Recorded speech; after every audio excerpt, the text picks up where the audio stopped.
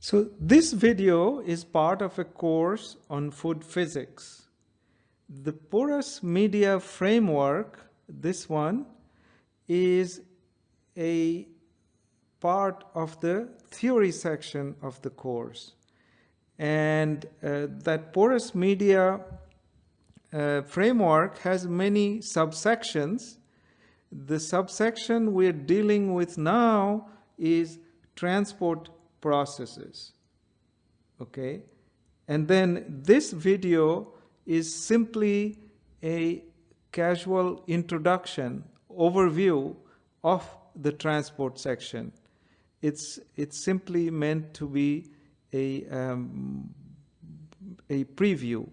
The immediate follow-up video after this is the one on transport mechanisms.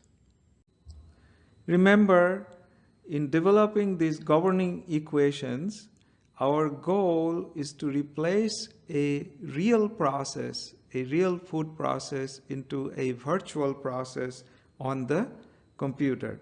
So if I look at a real process as, let's say, frying. So potatoes are sliced and then they're put in hot oil where the temperature of the potato slices increase, so water evaporates and eventually the water leaves and maybe oil also penetrates, and then it develops the color all around and the potato inside gets cooked. So this is my real process. We're going to replace that eventually with a virtual process. So in the virtual process, the potato slices, a simplified geometry of it, let's say 2D, it can be 3D, but not with all the details of the structure of the potato, but a smeared porous medium without the structural details. Then we would do an energy balance, and we'll do mass balances for each one of the phases, water, vapor, air, and we will include evaporation where water changes to vapor, and then we would include this evaporation is going to produce pressures inside the potato, and will include these pressure driven flows. Then we will include solid mechanics. Because the potato loses moisture, it will shrink. There's also pressures generated inside, and that can make it swell under some circumstances. So we'll include all of these in solid mechanics to get the deformation. Then after that, we will include quality kinetics, like how the colors are formed as a function of time, temperature, and moisture level, and so on. So after all that, what we have is a virtual representation of the same potato frying process. So the real process is replaced by its virtual counterpart. This is our eventual goal, and this is the process that we are after in the porous media framework, meaning we have a smeared porous medium where we do mass and energy balances, include evaporation, include solid mechanics, include the color kinetics and other safety or quality kinetics to get the final virtual version. So we will develop the equations for fluid flow, mass transport, and heat transport. For fluid flow, it will be given by Darcy's law. For mass transport, it will have to be for each phase of water, vapor, and air. The one shown here is for water. Also, notice that this mass transport equation kind of looks the same as maybe single-phase two-component system. However, here the quantities are averaged over a representative elementary volume that is defined in detail later on. Then the heat transport likewise is also looking the same, but it also is based on quantities that are averaged over representative elementary volume. Also, the heat equation for the porous media with fluid flowing through it has to consider heat conduction in solid and fluid, but also heat carried by convection in the fluid phases. So all of these details we're going to be developing. So we're going to derive the governing equations for the system. Now the governing equations come from combining two things. One is conservation, so it could be conservation of energy, conservation of mass, and rate laws that describe how the quantity moves inside the porous media, that is the food. Now the rate laws would be like we know, Fick's law for mass diffusion or Fourier's law for heat conduction, but these have to be adapted for porous media. So what is a conservation equation? So if I define a system with a boundary, this being the boundary of a system, then a conservation equation simply is written in word form as what's coming into the system minus what goes out of the system plus what is generated. This could be a mass generated, like if I'm doing vapor conservation, then water becomes vapor, so vapor is generated. What is generated is equal to change in storage in that system. So this, we're going to use it for every component of mass, like water, vapor, air. And then we're going to do a conservation of energy, and that would be for the heat equation that will give us the temperature.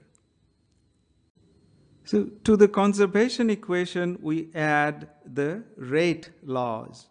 The rate laws look very much like what we are used to, but things are averaged for this porous media over a small volume called the representative elementary volume.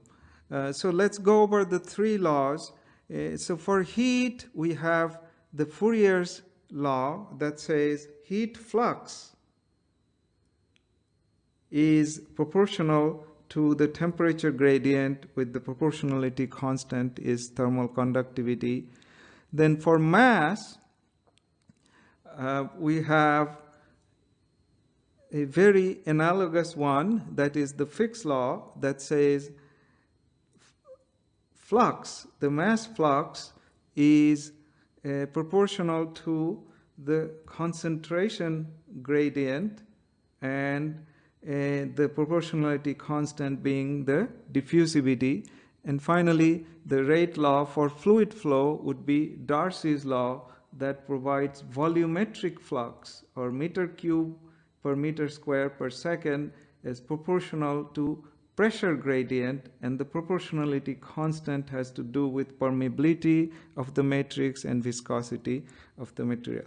So these rate laws that we will do in more details, the rate laws are combined with the conservation equation from the previous slide to get the governing equation. That's what would be bulk of this, this section or the group of or this module. So to develop the transport equation for a porous medium, we need to have a definition slide. So this is the definition slide where a bunch of quantities are defined, and they need to be defined in an average sense. So it's not in the same sense as a regular continuum equation, non-porous situation. So in other words, if we take a representative elementary volume like that, over which things are averaged, we can look at the content of that enlarged as a cartoon. So it will have solid phase, water phase, and vapor and air phase, or the gas phase. So with these, we can define the various terms. So for example, porosity. Porosity is, we define total porosity, which is different from what we normally mean porosity. When we normally mean porosity, it's a gas porosity, but here we are defining total porosity, which is meter cube other than solid. So it includes liquid as well. So this is my total porosity. Then the next one is, in this porous space, we want to talk about how much of which phase is there. So that is said in terms of saturation. So this is saturation of water, for example. So it will be meter cube of water, that's this part, meter cube of water over the meter cube other than solid. Meter cube other than the solid. Not meter cube total volume, but meter cube other than solid. Then likewise, that's in terms of sort of volume fraction. Sometimes we need mass fraction. So one of the mass fraction we'll use is mass fraction of vapor of that of the total gas. So that mass fraction would be kilograms of vapor over kilograms of gas. Then the big thing that we need is concentration. So concentration is defined as kilograms of water divided by a meter cube of total volume. Now notice that gives it kg per meter cube of water. That sounds like the same thing as density of water, but it is not density of water because it's kilograms of water. It's kilograms of this water as part of the divided by the meter cube of total volume. Total volume. Okay. So that's not same as density. So that is equal to the, if we have three quantities, one is a meter cube of water divided by meter cube other than solid, then multiply that by porosity, that is meter cube other than solid as a fraction of meter cube of total volume. Then these two cancel out. We get meter cube of water per meter cube of total volume. That, if we multiply by the true density of water, kilograms of water per meter cube of water, then these two cancel out and I get kg of water per meter cube of total volume. So that's how concentration is related to saturation. We're going to really need this information. This is how concentration relates to saturation, porosity, and density.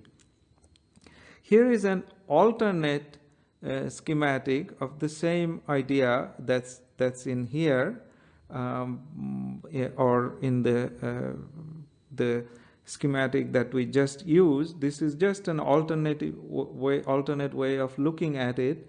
And here we have defined a bunch of other quantities like concentration of water, vapor, and so on. So feel free to pause the video and look at these other definitions. So as we are about to embark on these developing the governing equations to describe the physics of a food process or a product development, notice that there are lots of assumptions in these governing equations that will carry over when we use them to approximate a real food situation. So it's very important to know these assumptions because they will always be there. And your model, the model that we develop is going to always have these limitations. So what are some of the assumptions? We say that all the phases are continuous. So again, one thing about this assumption is these assumptions seem to mostly work. That's why we even go on. Otherwise, if these assumptions were too limiting, then the theory itself would be very limiting. Another one is local thermal equilibrium. That means at any point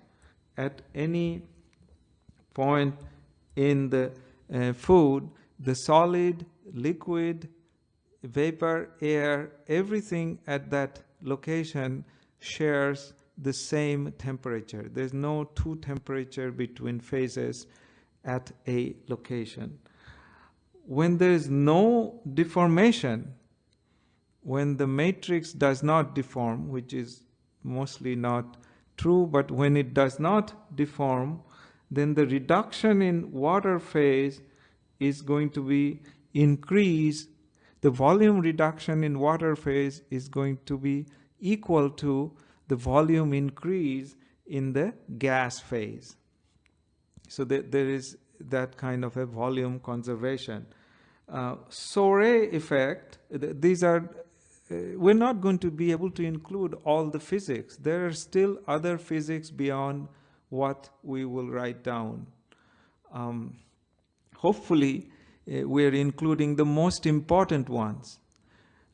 So here are two physics that we're going to ignore. Mass flux due to temperature gradient. That is something we will ignore.